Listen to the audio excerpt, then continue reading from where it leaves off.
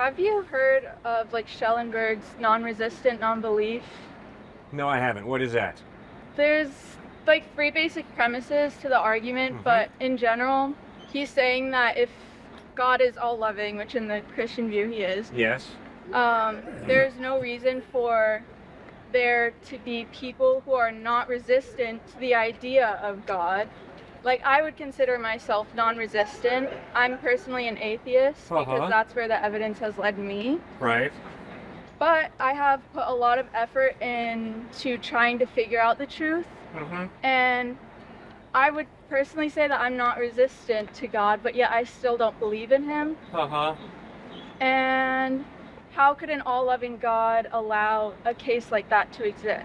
I would argue that love demands free will. If it ain't free, it ain't love.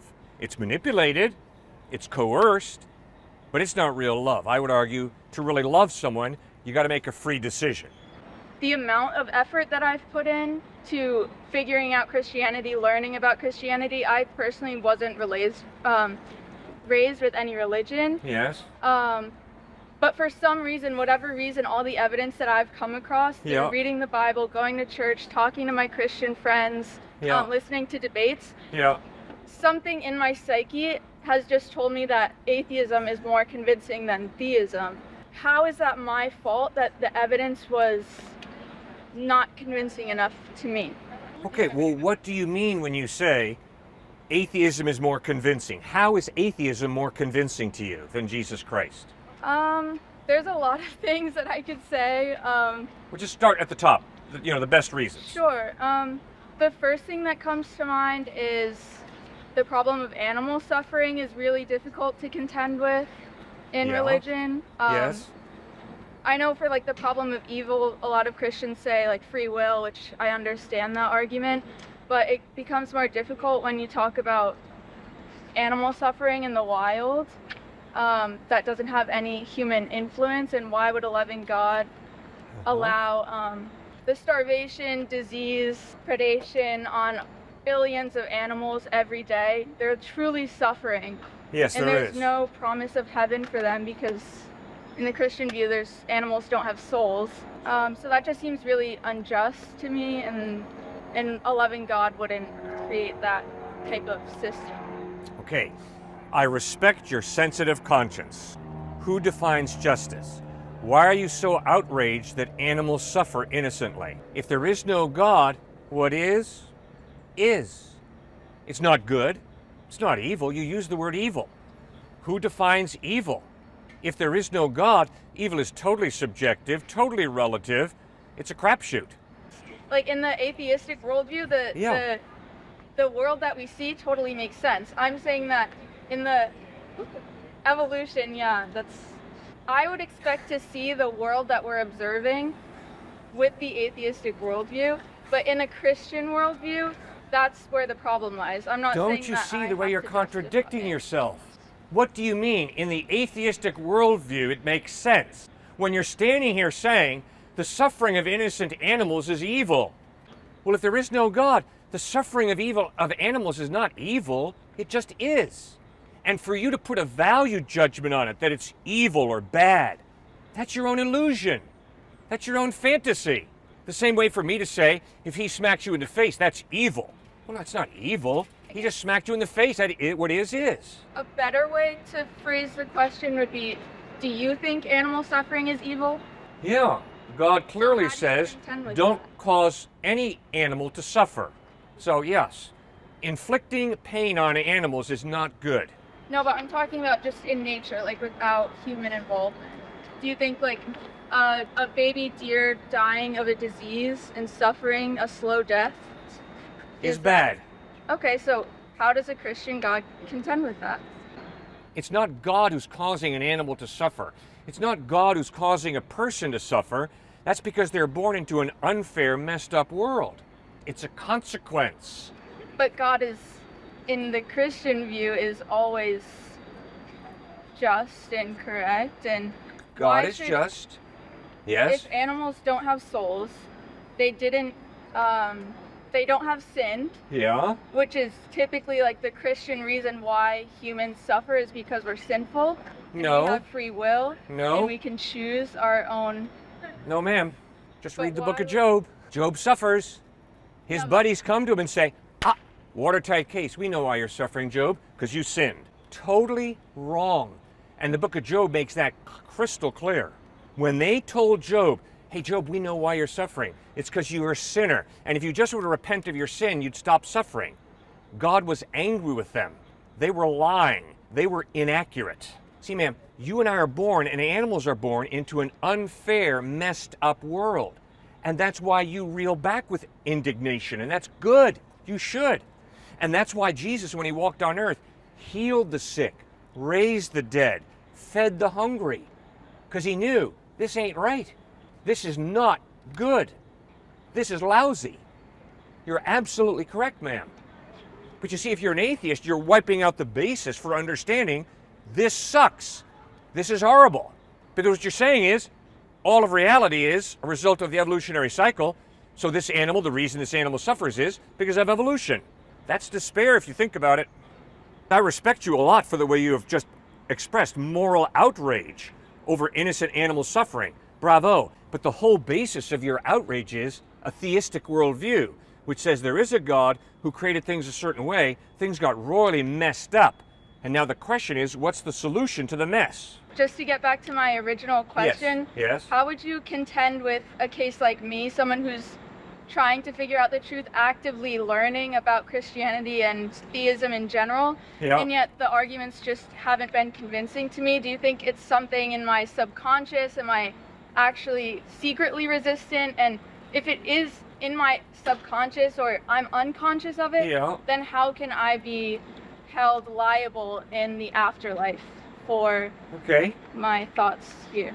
Obviously, ma'am, I don't know what's motivating you. I think it would be incredibly judgmental for me to try and tell you what's motivating you.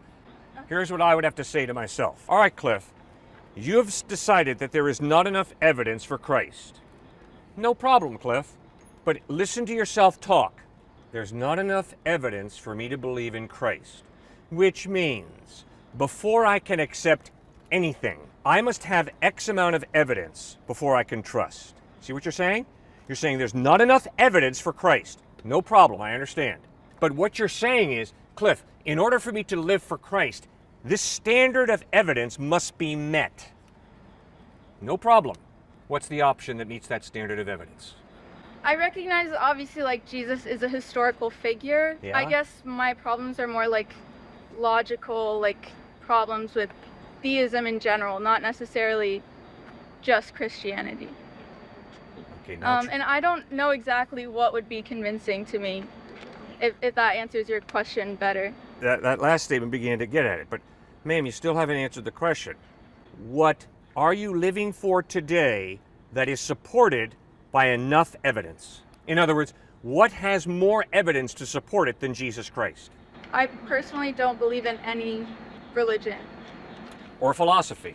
I'm just trying to understand what You you're bet. asking, so You cannot be a student at this fine university without being a pretty motivated person, which means you have priorities. It means you have ambition. It means you are living for something that you cannot prove to anybody is the truth.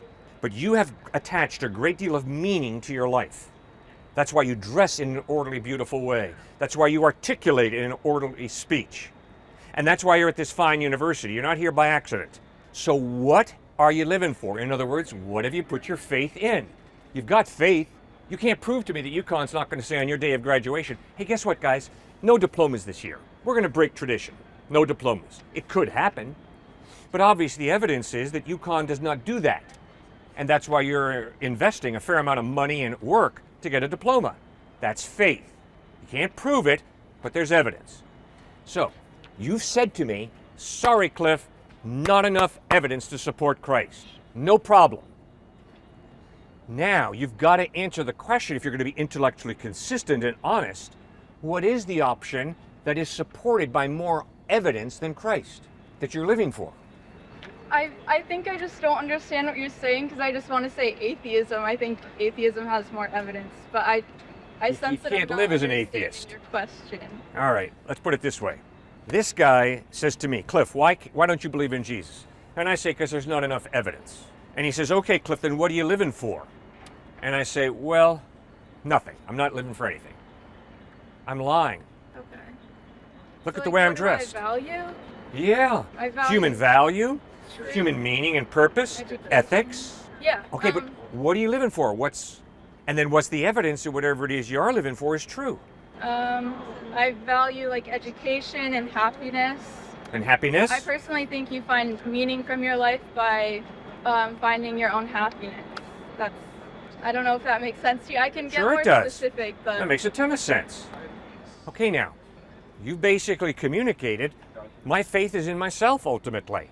I define happiness and the best way to happiness. I define education as a worthy priority in my life. Okay, so what is the evidence that you are more reliable than Christ? Obviously, you've chosen to trust yourself. yeah, I'd say I just don't. Yeah, I don't really know what you want me to say. I just Like want the you to say what you believe in and why you're living for whatever it is you're living for. That's all. Why do I live for happiness? Why have you decided to trust yourself as being ultimately reliable instead of trusting Christ? Christ doesn't have enough evidence, so what's the evidence that supports you being so reliable that to put your faith in yourself is wiser, a better decision than putting your faith in Christ? I don't think I have that much like faith in the religious sense in myself. I try to do what I think is best every day, and sometimes that ends up being wrong. Sometimes that ends up being right. But I don't have to. I'm not saying that what I believe in and how I live my life is correct. I'm just doing the best that I can. I'm not trying to convince anybody else here of atheism, but you're trying to convince people here of Christianity. So I don't think I have to contend with the same things that you do. Oh, come on. Come on now, you can see through that. Ma'am, you're doing something far more significant with your faith than standing out here and talking. You're living your life a certain way. You're treating people a certain way. You're handling money a certain way. You're handling education a certain way. You know very well that the way you live your life shows what you really believe about reality. You know, I'm not sure he's really standing here, okay? I'm not sure. I'm agnostic. I don't know. Right about now, I got to make a decision. Is the preponderance of evidence that pointing to his face starting right there, or can I really believe that his face isn't there, it's just an illusion I'm having? I'm agnostic. I don't know. Well, right about now, I'm going to have to make a decision. I have no choice. Ma'am, you live your life. You have to make choices. Is he valuable or is he trash? I think human life is valuable. Why? Why is human life valuable? I'd say human life is valuable just because we can create meaningful connections and have relationships and have an overall positive experience in life, even if that means in the atheistic worldview that there's nothing in the afterlife. I think even if there's no afterlife, life can still be meaningful. Okay, before we go on, I want to thank you from the bottom of my heart for this discussion. This is why I do what I do. And you obviously respect me enough to think very clearly and articulate yourself, and I cannot thank you enough. You've made my day, okay? I'm serious. Oh, you have. You've totally made my day. Okay, but ma'am, remember something. If what you say is true, then if I tell you the meaning of my life is to smack him in the face, you cannot look at me and say, oh no, you're wrong, Cliff. You can just say, well, Cliff, from my perspective, that's wrong. But from your perspective, obviously, it's right to smack him in the face. Why? Because as an atheist, you understand it's all relative, which means your definition of good and evil is don't smack him in the face, but it is relative. So if my definition is, oh, you can smack him in the face, Cliff, you're not wrong. You just make your own relative decision. And you see, you can't live that out. I think evolutionarily, though, like the reason why we don't go around murdering people and harming others and like, we have morality in our society is because that was beneficial to us in our tribes when we were evolving as early humans. And the humans that were violent and didn't want to work together, they didn't survive. So I think a lot of our morality comes from evolution. You see, ma'am, if you think about it, that is the most blind leap of faith I have ever heard. Why? Because you're putting your faith in a myth, and it's called the myth of progress. That if we just trust the evolutionary cycle, we will get out of our jams. Ma'am, what was the bloodiest century of human history so far? I'm not sure. The 20th century. by far the bloodiest part of human history. Mao Zedong, 37 million slaughtered. Joseph Stalin, 42 million slaughtered. Adolf Hitler, 20 million slaughtered. Pol Pot, 2 million slaughtered. There is no century in human history that is as bloody as the 20th century. Don't we have more Christians than ever in the 20th century, like population-wise? I can promise you, ma'am, that's where you got to be real honest with the Bible. Jesus points out that he has a great deal of good in him because he's created in the image of God, and he's also a dirty, rotten sinner, and so am I. Good and evil are within this guy's heart, and they're within my heart. And to be honest with you, I can do some pretty perverted things if there's nobody around to hold me accountable, and if you tick me off enough. I'm embarrassed to say that. I'm not proud of that fact, but it's true, all right? So, the fact that there are a bunch of, quote, Christians, unquote, doesn't mean much. Are they really genuinely following Christ? Not in Dachau and Auschwitz and Buchenwald. Not in the slaughter of people in Russia, in the Soviet Union. Not in Pol Pot's Cambodia. No, ma'am. Yeah, but if your argument is that Christianity provides people with more morality, then you can't say that you can't use the argument that there's just been more violence in the 20th century, and that's why.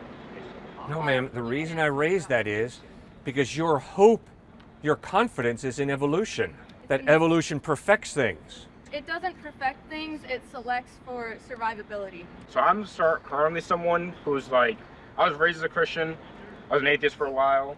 I'm kind of finding God again, to some belief. Sure. And one of the things I battled with is, kind of like that morality thing. And when you look around at people that are religious, typically, not just Christian, I think any type of religion in general, I do think that they typically have better values, better morals. And he mentioned this, and I watch a lot of your videos. One of the things that he talks about a lot is not following the Bible directly and following the word of Jesus instead. And I think that when you follow something like the word of Jesus, it's kind of like a blueprint for like morals and values and stuff like that. It's not necessarily something that you have to follow. If you're a Christian, it's not like you're gonna have these morals. But like if you listen to the Bible and listen to the word of Jesus, not just what in general, there's like a blueprint for like morals and values and stuff to follow that I think you do see in like a very Christian community on large. Obviously, like you said, just being a Christian doesn't make you a good person. But it's that blueprint. Like I think that the Bible, and any religion in general, but for me, I'm more familiar with the Bible, gives you that blueprint of like, hey, this is how to be a good person. This is like what you should do.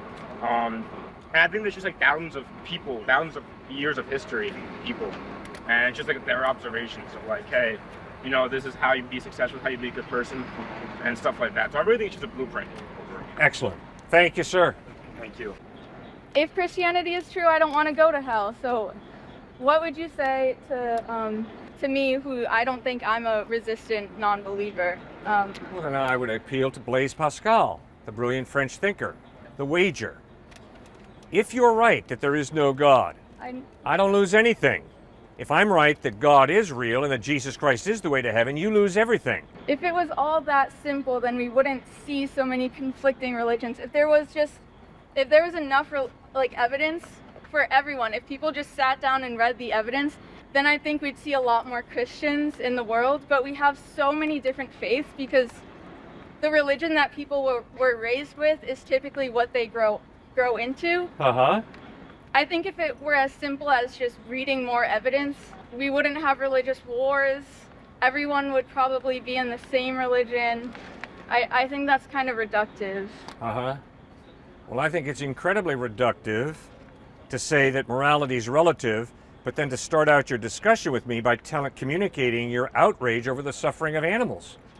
If there is no God and if everything's relative, why are you so upset about the suffering of animals? Because I think pain is a bad thing. Fine. You acknowledge it, it's all relative. So if it's all relative, what are you getting so stoked about? That animals suffer. It just is. If your worldview is right. See, my point is you're not living out your worldview. If I say, I believe in Jesus, and you watch me go out and womanize after I speak here, you're going to point your finger at my face and say, Cliff, you're a hypocrite. And you'd be right. Well, similarly, if you're going to tell me that everything's relative, but you're really outraged over the pain that animals experience, you're an intellectual hypocrite. because you're contradicting what you believe. I would argue that it's not a contradiction. I don't think you need to bring morality into the fact that we can, the world that we, with how our ecosystems function and how much suffering is in nature. Yep. I don't think you need to talk about moral relativism to understand that that's. Okay, ma'am, you started it. You said evil. That's a moral statement. I'm evil. saying Christians need to contend with that, not atheists. You're outraged over what you call evil. You can't escape it. I'm not bringing up morality, you are.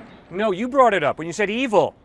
You were the first one to say evil. Evil in the Christian sense. Don't be so upset about But I'm animals. asking why you believe in it. I feel like there's like a misunderstanding. Oh, no. I communicate. No. There's no misunderstanding, ma'am. Okay, so then why I communicated crystal clearly to you. In Genesis 3, we read how human beings rebelled against God and the earth was cursed. And we went over Job together. And we pointed out that life is unfair. So animals and human beings are born into an unfair world. It's not fair. That is why Jesus came. To solve the unfairness, to solve death, to give eternal life. See, if you're an atheist, not only do you have no basis for saying that's really wrong, you have no basis for saying there's hope for the future.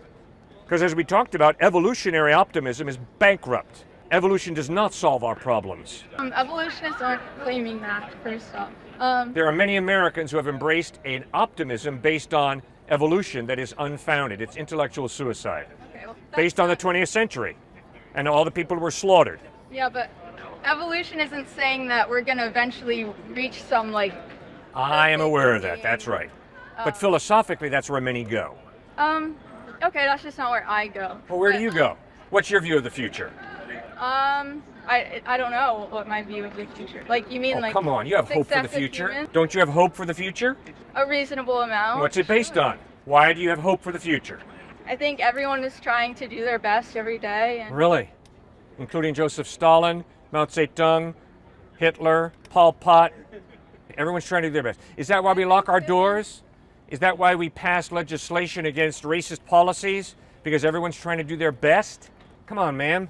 I think that like Hitler truly believed that what he was teaching was correct, even though it was egregiously, horribly, horrifically wrong. I think in his sick brain, he thought that he was doing what was best.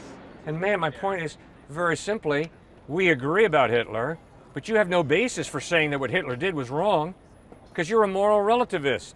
And if you're a moral relativist, what Hitler did is not absolutely wrong, it's relatively wrong. Yeah, I think similar. I can still say that it was wrong.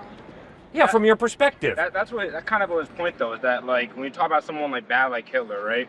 It's all kind of like relative of what you think is good or bad, but what he thought that was good though. And there were people that followed what he believed, but a framework like Christianity, for example, kind of like outlines like, hey, yo, I'm not gonna use Christianity because I have my own problems with Christianity still, but like specifically more so Jesus, right?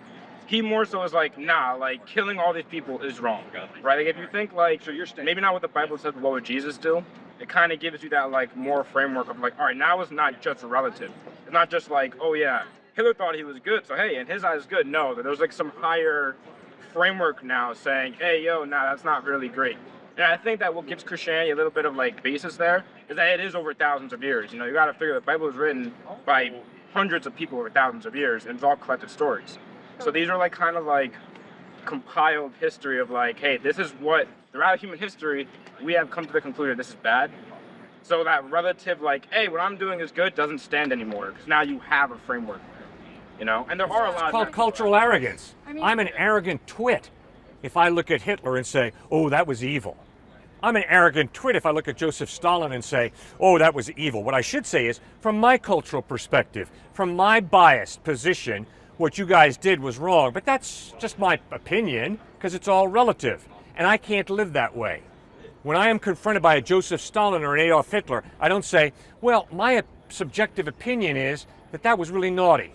No, I reel with moral indignation saying that was absolutely evil. Just look at the Nuremberg trials. The Nazi officers had some brilliant lawyers. And the lawyers said, whoa, time out. Who do you Americans think you are, and Europeans, judging Nazis? Don't you realize the Nazi officers were just doing what their superiors told them to do? And the Nuremberg trial shut down. until Robert Jackson, the American consul, stood up and said, wait a second, there is a law above the law of culture. And according to this law, it makes judgments on people gassing Jews. It's absolutely wrong.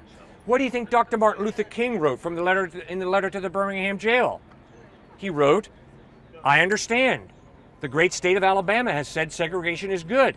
But guess what, guys? There is a law above the law of the great state of Alabama. And according to this law, segregation is evil.